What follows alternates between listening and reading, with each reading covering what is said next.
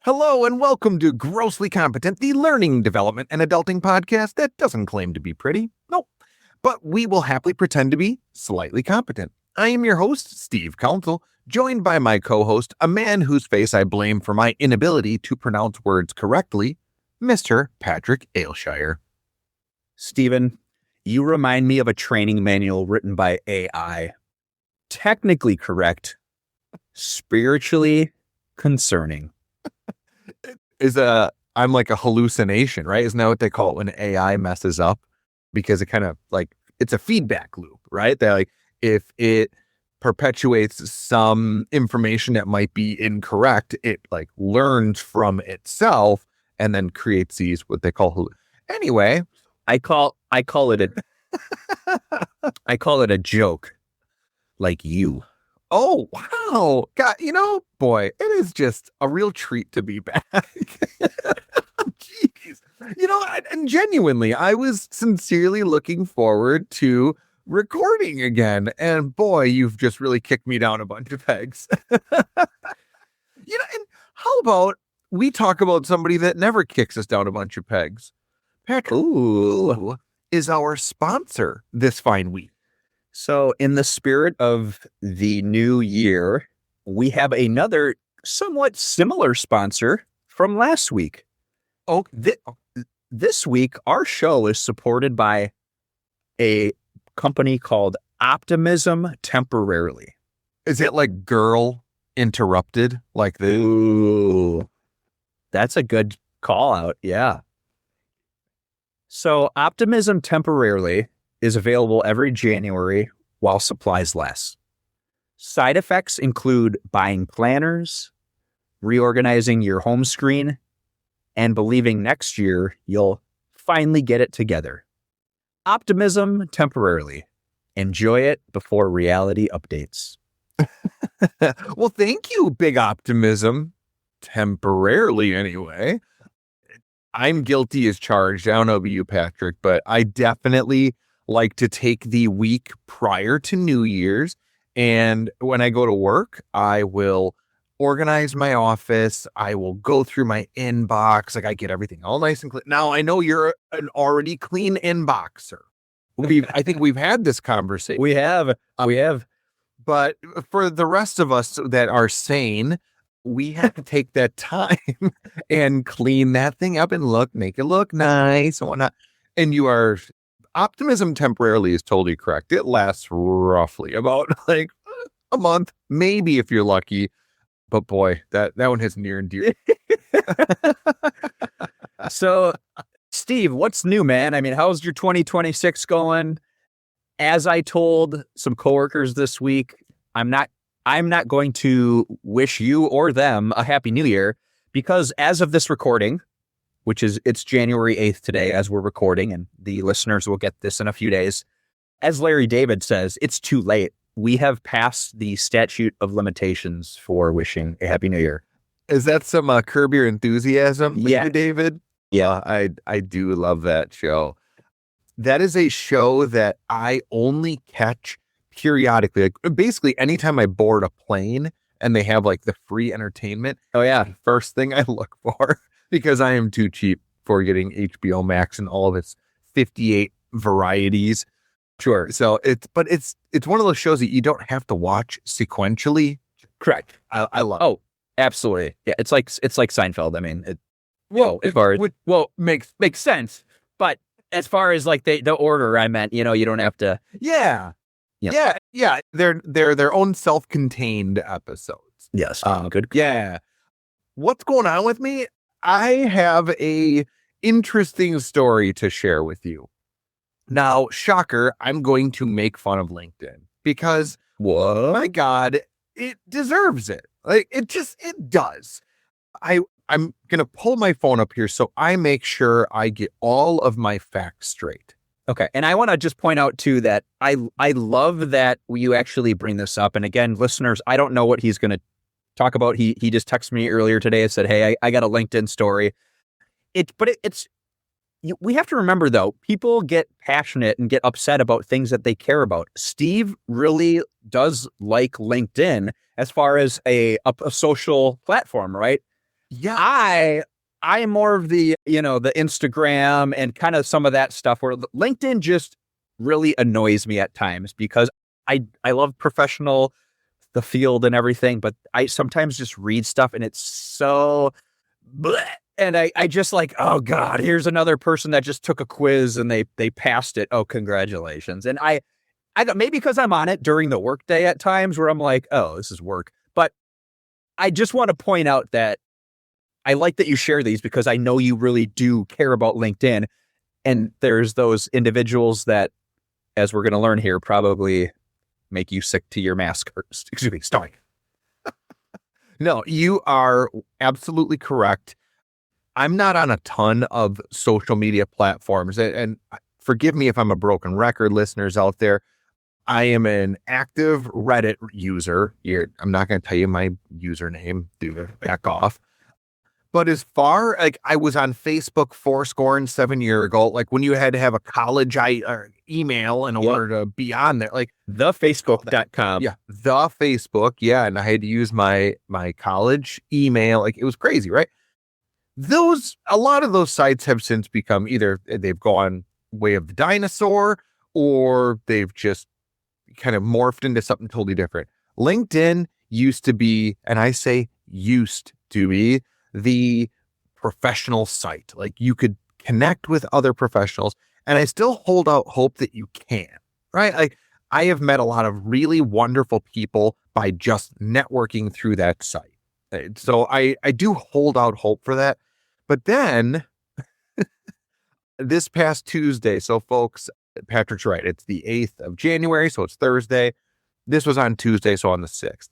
I get a random LinkedIn message from a Courtney Davis. Courtney Davis. I'm sorry, if you couldn't hear me, I said Courtney Davis. Yes, I'm calling you out. And it is titled, Steve, Invitation to Hiring Edge 2026. Ooh, like, wow. And I'm not going to read the whole message because it's kind of lengthy, but I'm just going to read the first part of it just to set the mood. Sure. Hi, Steve. Our leadership team recently recommended I connect with you, which is why I'm reaching out. We are currently hosting a series of brief 15-minute briefings. Brief 15-minute briefings. Thank you. Called Hiring Edge 2026, an exclusive look at how AI is finally moving behind the hype to solve the actual manual grind of talent acquisition. And then the rest of it's just garbage, right? So I read this and I go, you don't really know much about me, do you? Because I've said on this show, I don't really use a lot of Chat GPT or much AI stuff. But on LinkedIn where it shows somebody, I'm showing Patrick just for reference, you have their face and then right underneath their name. And then underneath that, it's usually like their tagline. It could be their place of employment. Their title. Right. Yeah. Yes. It could be any of those things. Mine just says gross mutant or something like that. Yeah. So this Courtney Davis, her tagline thing here says, Deputy Sheriff at Mobile County Sheriff Office. Oh, Alabama. So I click on, I poke at her face, which will then get me to her profile. And she is, in fact, from Birmingham, Alabama. I'm sorry, she went to University of Alabama, Birmingham. And she is from Mobile, Alabama. Roll Tide. Absolutely nowhere on her profile is there anything about this Hiring Edge 2026. Absolutely nowhere. Her experience, her very first top one here is deputy sheriff.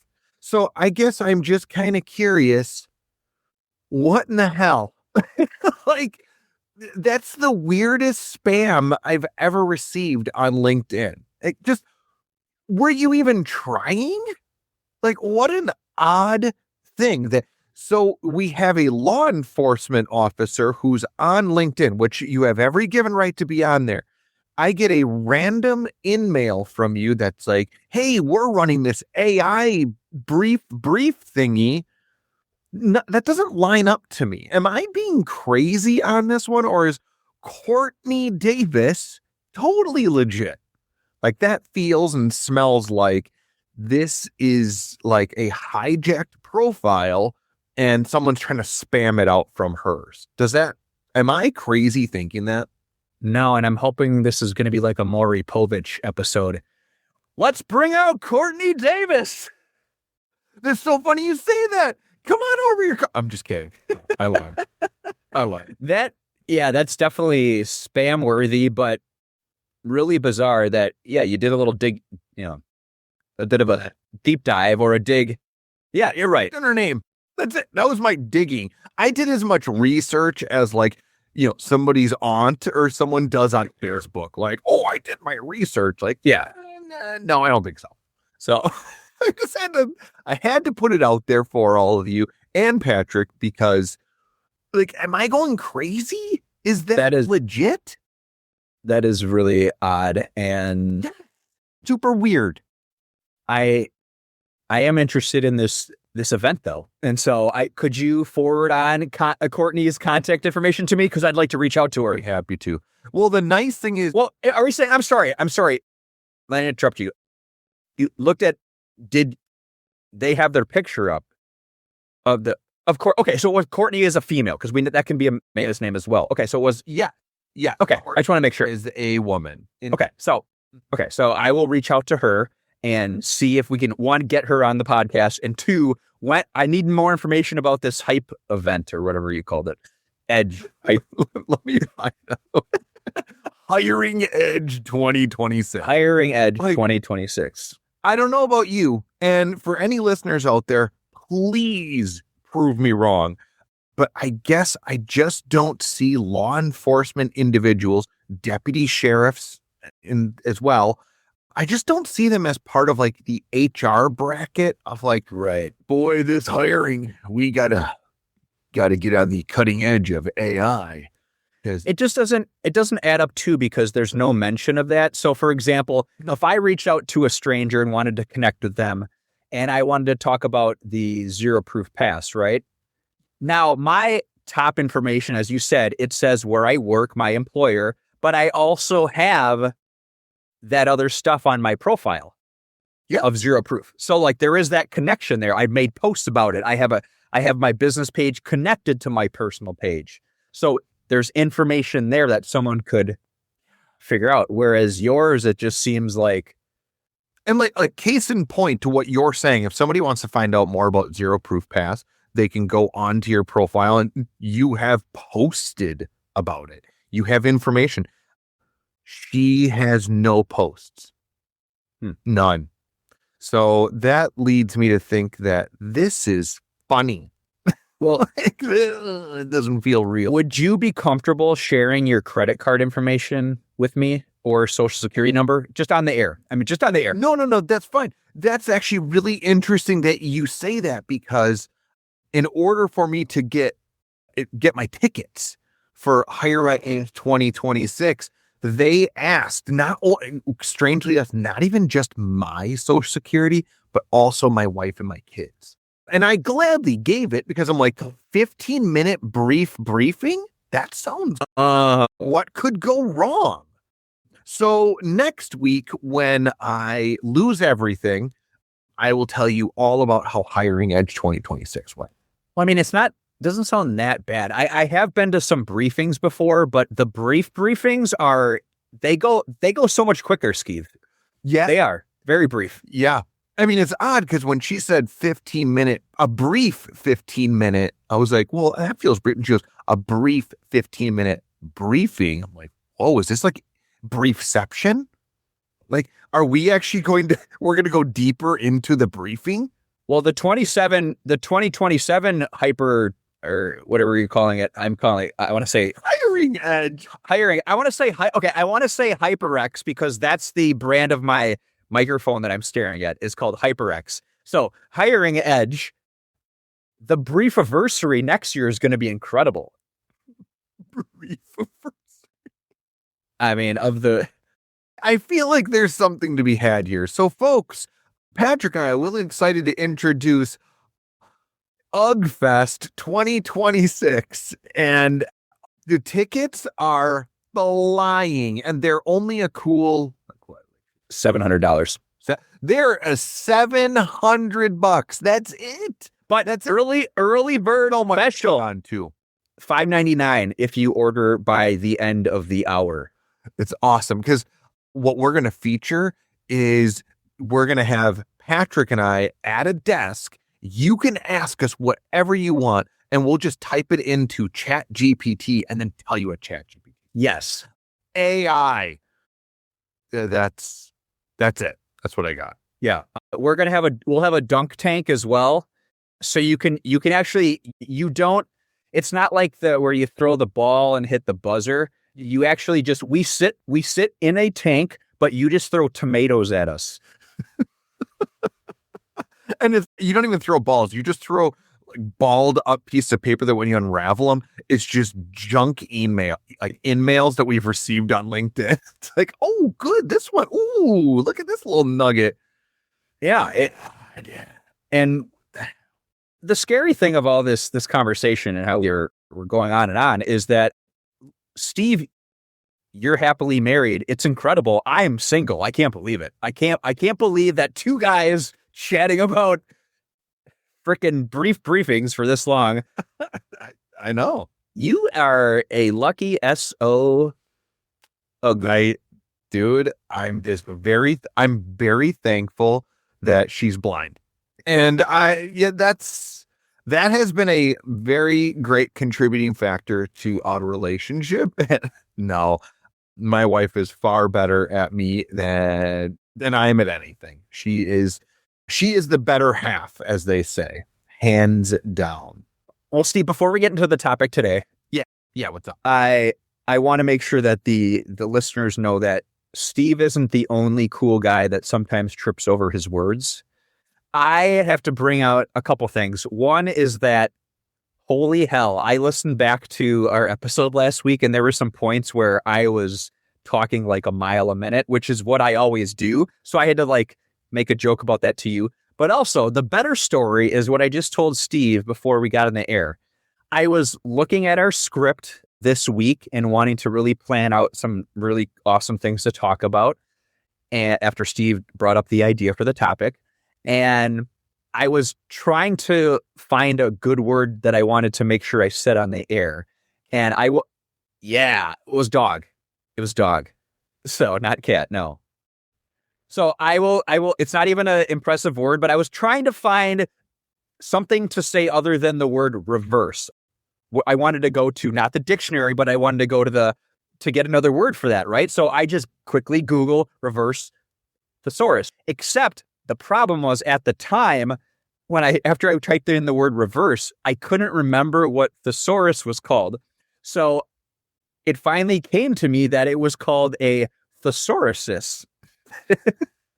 So I literally Googled reverse thesauruses. Of course, what Google does, it smacks you across the face and it says, these are the results for reverse thesaurus.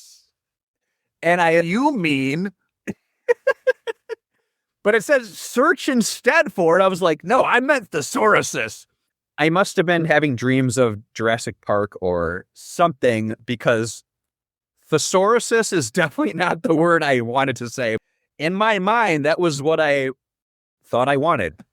I just get this image of, it's the iconic scene in Jurassic Park where Dr. Grant, I believe that is his name, where his eyes lock, like they're in the Jeep and his eyes lock and he is stunned. Oh, right. Slowly gets up and he takes off his glasses. And then you see this giant, beautiful scene of all of these dinosaurs walking around. In my head, I get this image of you as Dr. Grant getting up, you move your glasses, and then just on the horizon is just a giant book that's a thesaurus. Wow. What a great looking book. Folks, if any of you ever see me and go, what is going on between those ears? I just gave you a glimpse. It's a lot of that and a lot of like ping pong. Like there's not a lot of synapse. It's just whatever. Oh, holy hell. That's awesome. I love that. Well, I'm glad Google was able to help you solve the riddle. What was the word that you ended up settling on? It was inverse, is what I wanted to say. But I couldn't Out there.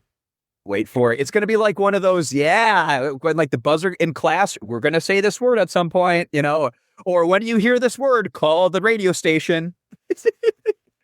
When you hear the word inverse, go onto our Instagram and type it in at what minute you heard it. Oh, that I'd be on board with. We'll give you a cookie. Yeah. Big words, I know, but I couldn't think of, I was like, I know there's something else I want to say instead of reverse, and I couldn't think of it. And so dinosaurs came to mind and reverse thesauruses. So awesome. I love that.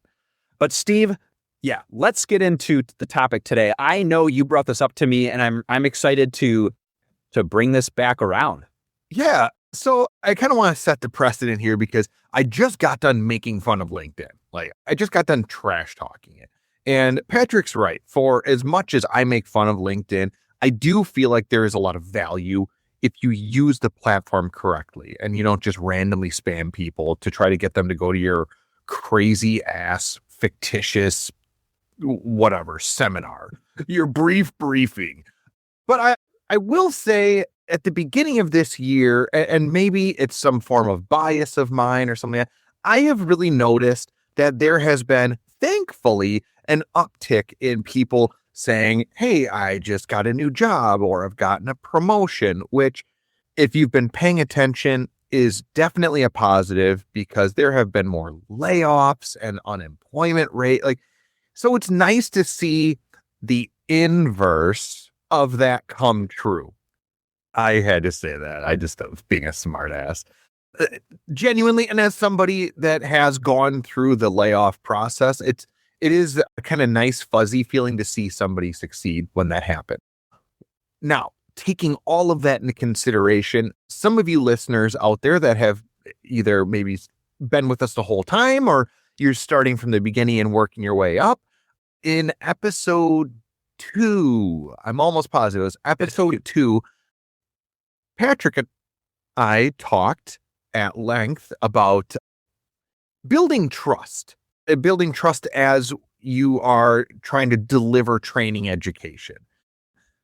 And we kind of started getting into the idea of what is it to build trust when you're brand new at an organization or you're starting a new role.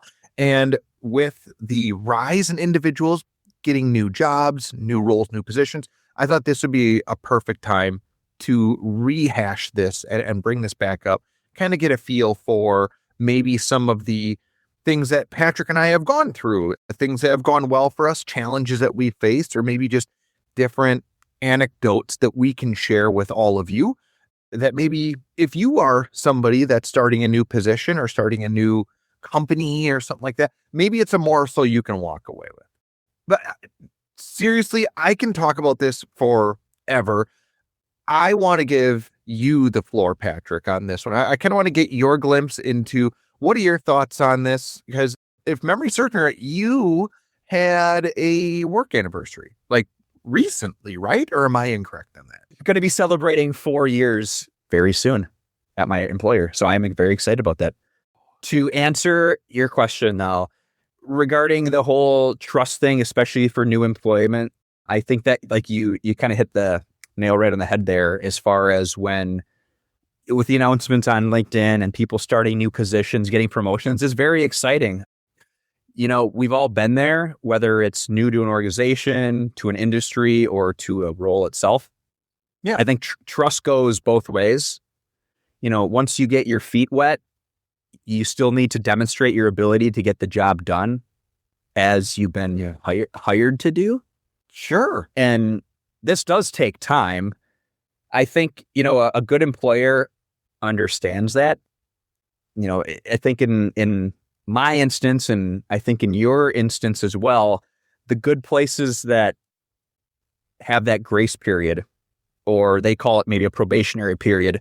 Yes. Which sounds scary. Like, oh no, I'm on probation. I just started. How can I be on probation? Well, it's just a term they use, but it is really smart for the organizations to do that, to make sure that they didn't hire someone who is way over their head, or that turns out to be, we'll say, an absolute psycho. Yeah. Do you mind? I'm sorry. Please. Do you mind if I jump in on this? Yeah. Because I think you raise a really valid point that when somebody hears that term probationary period, they often think like it's like a trial. Like, oh, well, I have to really prove myself. And if I don't hit all these marks, that's bad news. No, I can't stress it enough that organizations, you really kind of nailed it on the head with the last part, that organizations genuinely have that in place. Your probationary period is typically like 90 days, depending on the organization. Sure. That's a pretty common one. And the reason why they set it up that way is so they can kind of cut it into thirds. They will talk with you at the very beginning, set expectations. Then at 30 days, so you've had a little opportunity to get your feet wet, maybe learn some of the cultural norms of the organization. They'll have a conversation with you, see where you're at.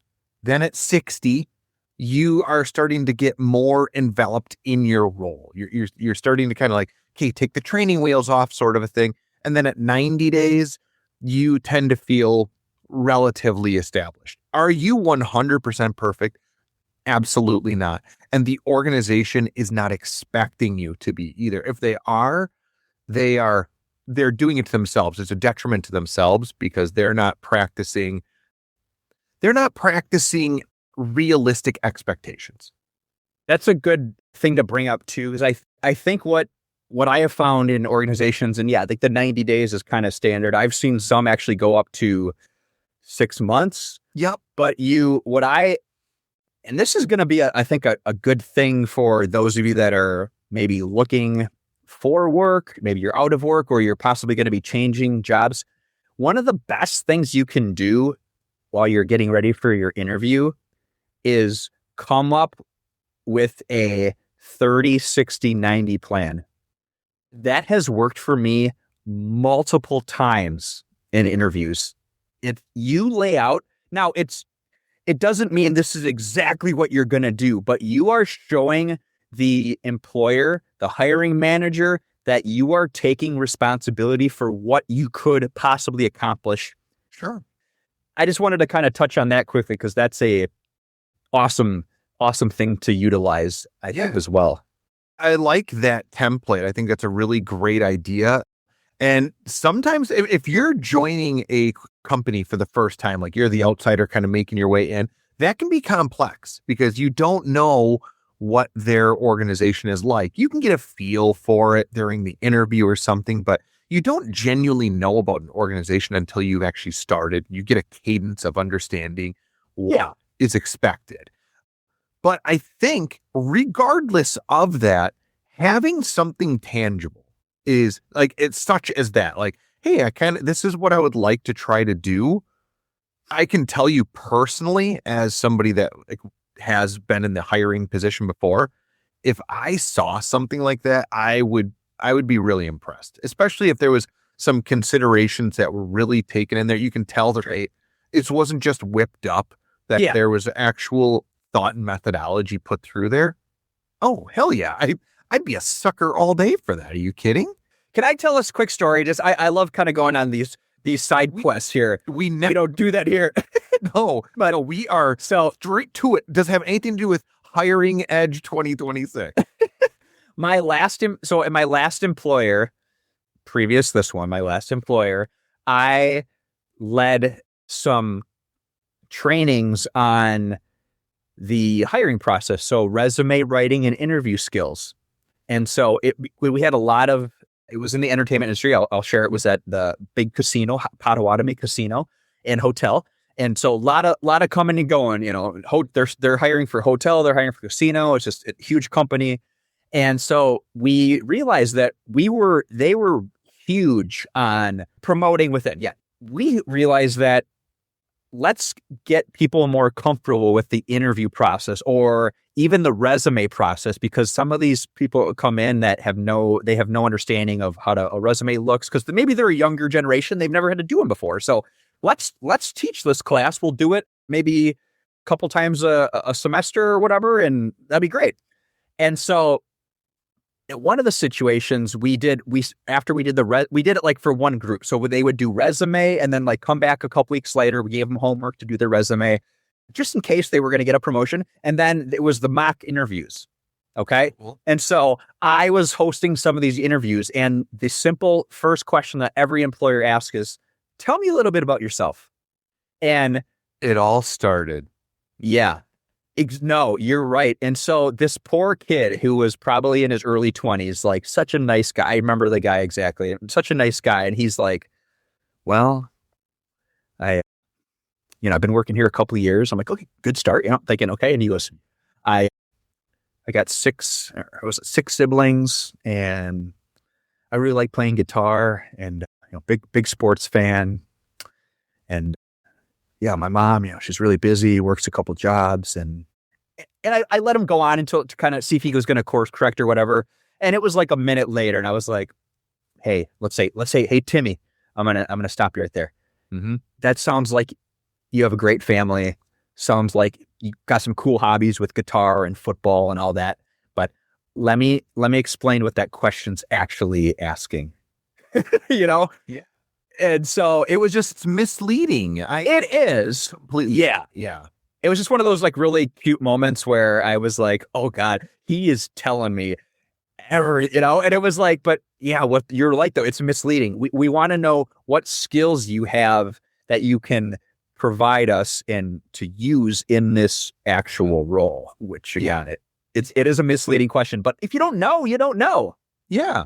And to go further on the whole interview thing, it is a tense situation. I mean, let's be honest. You have one side of it, that's the organization. They are looking to fill a role. And I plan on talking a little bit down the road here about like the stress that the organization has in and of itself to fill a role, because there's huge financial losses that take place. But then you have the individual that is trying to get this job, whether they're currently employed, they're unemployed, they're joining the market for the first time. They feel like they have to put their best foot forward. Yet they also feel like they don't have any of the cards. Like they feel like the organization has all of them. They're the omnipotent. They know everything. And I'm just trying my best to say like, please like me. Right. And I can tell you personally, for folks out there, if you've already landed your position, right, which we started this conversation as, one of the best things you can do is just be your genuine self as much as possible, because talk about a way to establish trust. There is, and correct me if I'm wrong, Patrick, by all means, but in my humble opinion, and I don't say humble about my opinions very often, but there is probably no greater annoyance when it comes to hiring than when somebody comes into the interview one way and then they start with you and they are a completely different entity. You're like, holy shit, that is Jekyll and Hyde. Like, what just happened here? Like, yeah, this is madness. So establishing that trust starts at the very beginning. Yep. And what, I mentioned a little while ago, as far as the trust that the employee needs to show to the employer to make sure that they, again, aren't, I think I ended with saying something like they're not an absolute psycho. Yeah, but you're right. Yeah. I sidetracked us. With the inverse, gonna let that sit. The employer, I actually had forgotten. Oh, damn it. Now I just gave away the lead. The employer needs to also earn the trust of their employee by acting as they advertised in the job description and during the interview. So you wonder, there's got to be a stat about this somewhere. Someone can make it up and I'll be like, oh, that sounds cool. But of how many people are not themselves in an interview, and not talking about nerves and all that stuff, but they're not true to themselves or to the employer in the interview versus the other way around where the employer is not true to the employee. And so, You're right. Yes. if It exists. Oh yeah, absolutely. If you're a shady leader, most people are going to see right through you. This can happen in a few ways, but let's say you talk about how diverse and inclusive your company is. You've covered the diversity with people who look different, but you don't actually listen to those employees or offer them training or room to grow or advancement. You don't bother learning about them, their interests, their passions.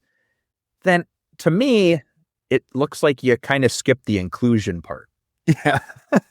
Yeah, you've talked the talk, but you've refused to walk the walk. Right? Yeah, yeah, true. It looks good on paper, but in practice, I'm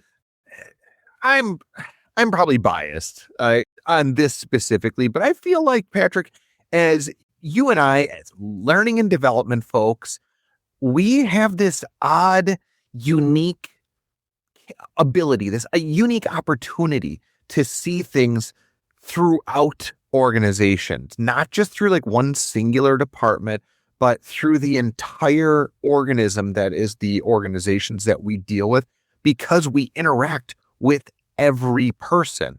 And realistically, that is executive all the way through to your front line. So it's kind of a fascinating thing to see the things that work and what don't for each of those different little departments. But it's kind of a neat way to see how those evolutions take place. I hope that, does that make sense? Like what I'm saying? I feel like, for sure. I'm not being totally clear.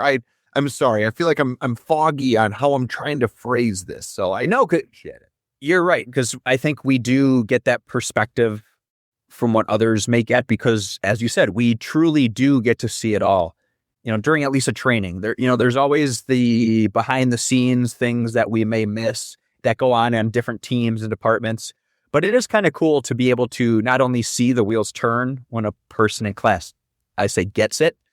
Similarly to what I used to call the light bulb moment when I was teaching the young lads, always neat to see when something clicks. But with adults in the training sessions, that they see and understand the value of the topic we're preaching about. Case in point, before the holidays, for the last 4 or 5 months, I was doing we'll say, bi-monthly training on customer service for one of the departments. And there was hundreds of employees that need to go through this. So we broke it up in about 8 different sections. Okay. And it was a man-to-told training that they had to do.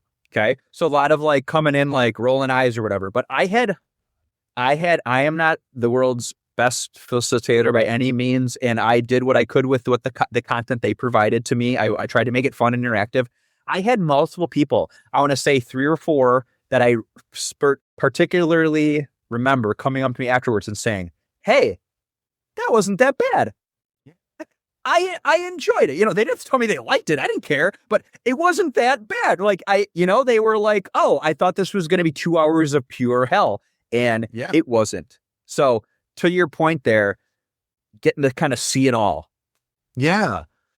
I don't know about you, but I will gladly take that wasn't that bad. That I will wear that badge of honor. Are you kidding? On my shirt? Yeah, it's not that bad. I do feel like, this is a bit of an aside, but I do genuinely feel like most people that go through, at least my trainings, I would assume yours, but just kind of universally, perhaps, they end up being pretty nice. Like they don't. There are some brutal trainings, dude, like the death by PowerPoints, and like the facilitator just turns their back and reads everything. Like, I'm out. No, I'm good. I will go grab a snack and never come back. But I genuinely do. Like, you get that face from people like, "Oh my, what was full." What was that story you shared where the guy told people to leave the room, and the training you were in where you were in survey? No, he didn't tell them to leave the room. He asked them to stand up, and he was doing an icebreaker. Yeah. He's like, "Okay, stand up, everybody, stand up." And they're all like, "No, we're not standing up, dude." And he's, "No, stand up. Stand up." So sure enough, they did. They did stand up, and they proceeded to walk to the nearest exit. They all just took that as their opportunity to be like, "This is our break." Like, Oh man. oh yeah, yeah. It was. Oh, for those of you that are unfamiliar with that story, that is part of our icebreakers episode. Yeah. I believe the episode's name is Patrick is sometimes right. Yeah, something. It might be always right or right again. A lot of exclamation points after that, though. Yeah. Yeah. The inverse episode would have been Steve is right, but that clearly did not. Well, we have yet to hit that episode. Yeah. Well, I know I mentioned like this kind of interesting opportunity as learning and development that we have of working with all of the other different departments and different leaders and individuals just throughout organizations. I'd love to hear your opinion on this. I have personally found that there's this kind of, I don't know, a unifying theory or concept that pervades like every organization, at least every organization worth their salt. I don't know who needs to hear this. Boo! Boo! I love that one so much. But I kind of alluded to this earlier, and that is, if you are starting in a new position, I don't care if you're new to the organization, you're starting in a newly promoted role, and you have those jitters of like, gosh, I hope I do this right. I don't want them to question, think that I'm a bad hire. Organizations want you to succeed. Not just want, they are counting on it. And I say that with all of the faith in the world that every organization has this firm belief. And the reason for that is it costs money not to have somebody in your seat. And it's not a small amount. I wish I could have all the numbers. Genuinely, if you can Google it, knock yourself out.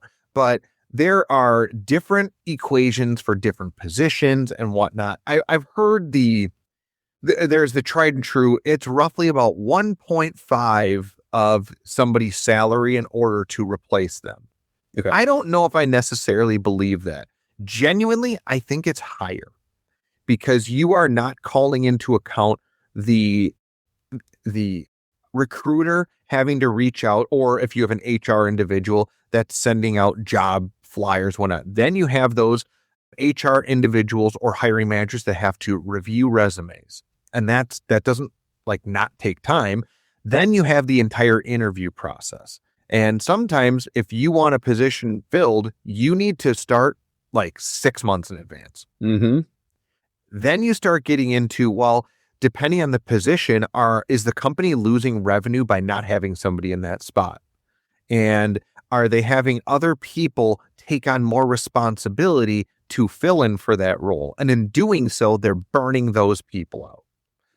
There's all of these unknown little tiny costs that add up over time, which is why I say with complete confidence that every organization wants you to succeed. They want it. They crave it. They desire it, because if you don't succeed, they lose a lot. So I'm curious, do you agree with that sentiment? Is that your opinion? Is that what you've noticed? Yeah. So I think it sounds like kind of what you're getting at is that in an interview process is to be, you said earlier, to be authentic, which basically means to not only be yourself, but to be truthful and to be honest. And I will say to that is that, some people are so good at interviews, but just terrible at the actual job. It's unfortunate, but I'm sure it's tough for employers. On the flip side, though, as I mentioned, there are plenty of crappy employers who don't actually have the culture that they said they did. But you are so right, Steve, about owning up to... Sorry, could you just repeat that last phrase? But you are so right, Steve. I said, welcome to Grossly Competent, Steve. I know what our soundbite's gonna be. Yeah, I need to edit that. No. I'm not going to sleep. I'm going to lose sleep tonight. That's right. You are the editor. You can't just. Oh, this didn't happen. This conversation didn't happen.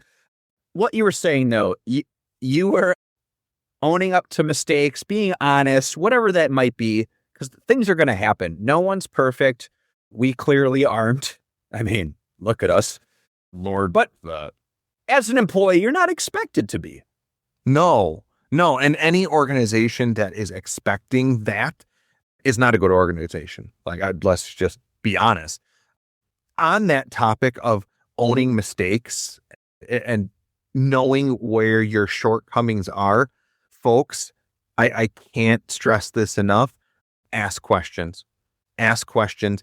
As somebody, some of you may know this, some of you may not. I can't honestly remember if I brought this up on the podcast in the past, but I used to build field training programs, and I managed a very large one, still running, by the way, which I love hearing about. And the whole concept around it was employee retention, which kind of ties back to my previous. Sure. Yeah. Companies want you to succeed. Like, my God, there's a huge investment they put in. But I can tell you, as the individual that would manage those field training programs, the number one thing I would train my field trainers on was to listen for questions. And I would ask them, anytime I talked to them about how training was going for a specific new hire, the first thing I would ask is, are they asking you questions? And if they told me no, that was a bad sign, because that tells me you're either faking it till you make it, which works to a degree on certain things, or you're kind of fabricating your skill sets.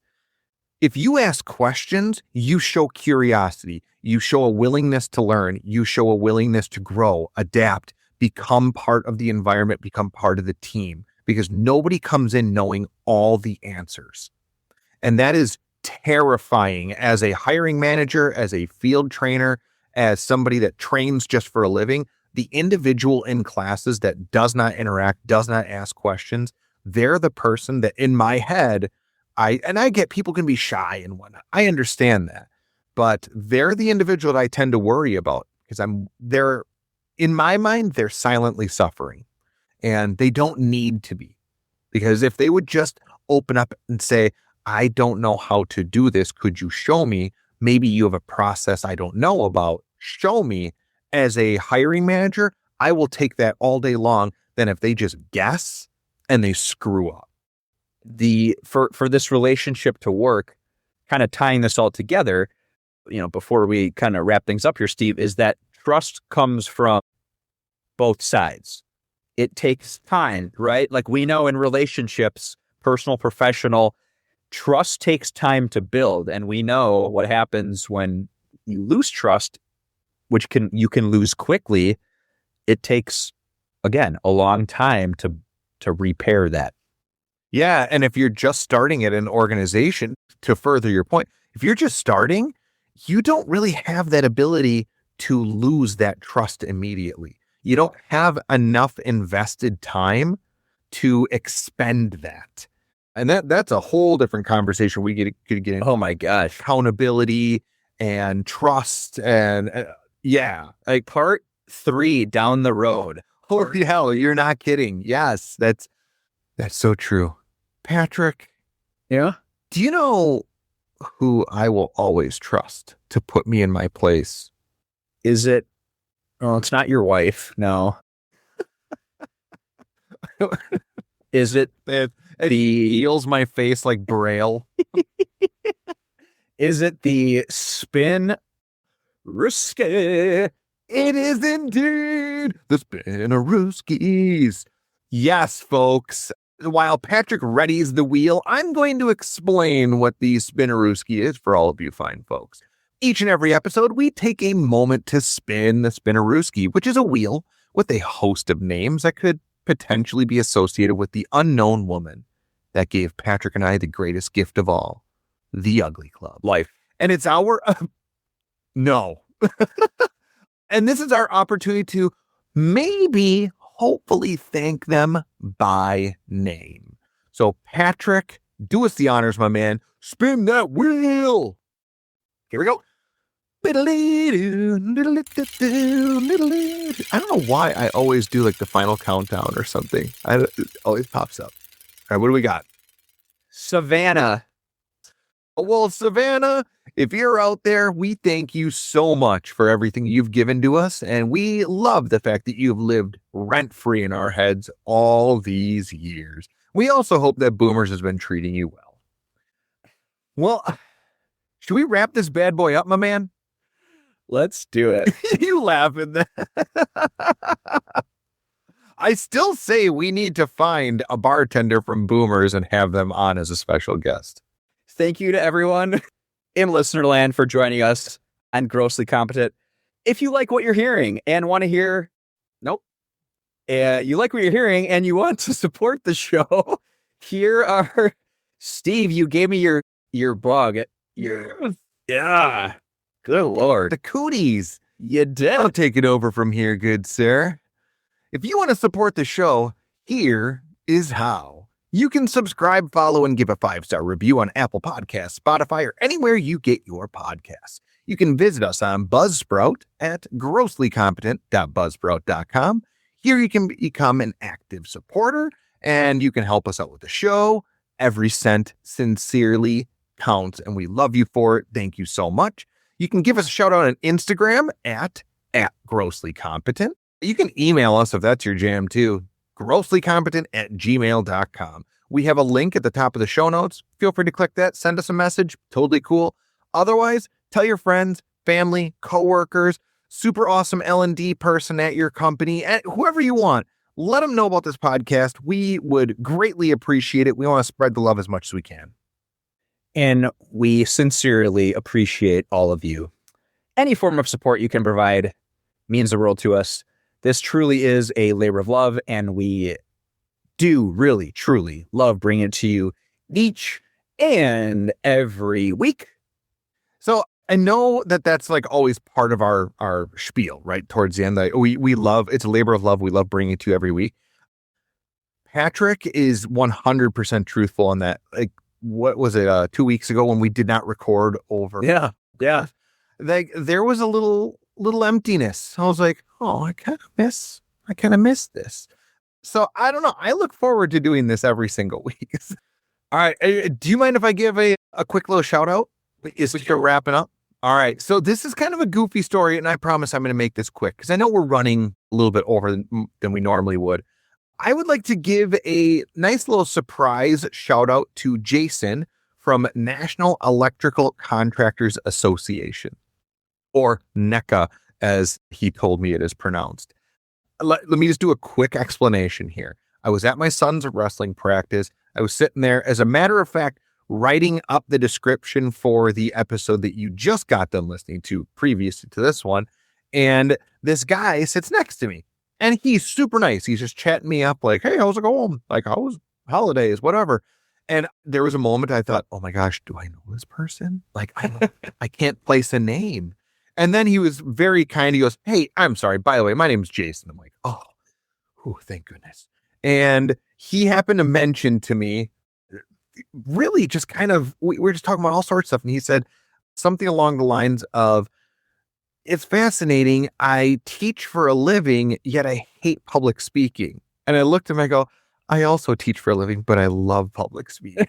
And he laughed. He thought it was funny. He's like, oh, so what do you do? So we were talking about that. He said, yeah, I do learning and development for the National Electrical Contractors Association. Okay. It's like, yeah, my office is in DC. And I'm like, whoa. Okay. It's like, I work mostly remote. But what I really wanted to make sure I pointed out is that for any of you out there that might be interested, he said that he has a podcast. And oh my God, how funny is that? That's cool. I told him about mine. He's like, that sounds awful. Anyway, no, he did. Very kind. The name of his podcast is called Innovation Overload. I'll make sure I put it in the show notes.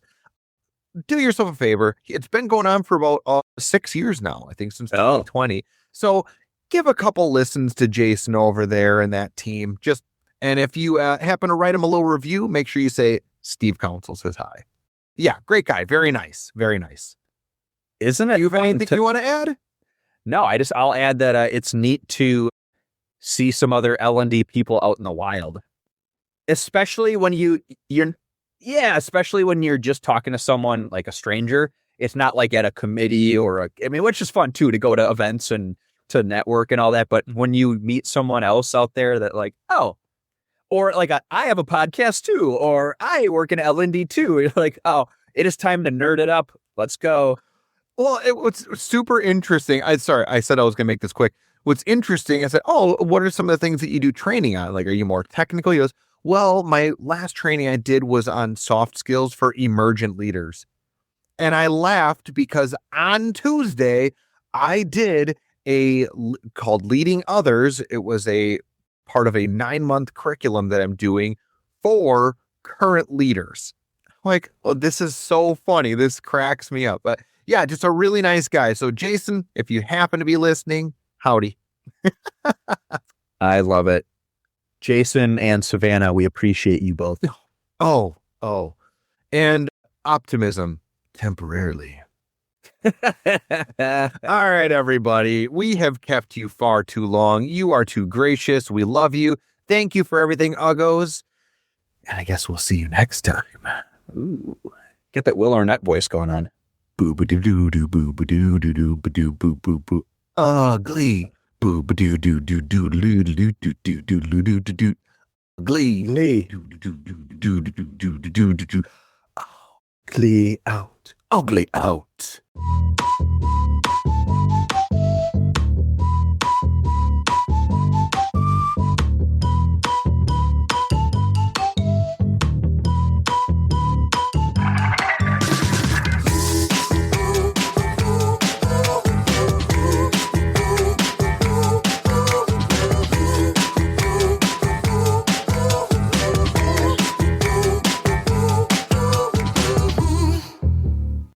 Ugly. I don't know what I was doing there.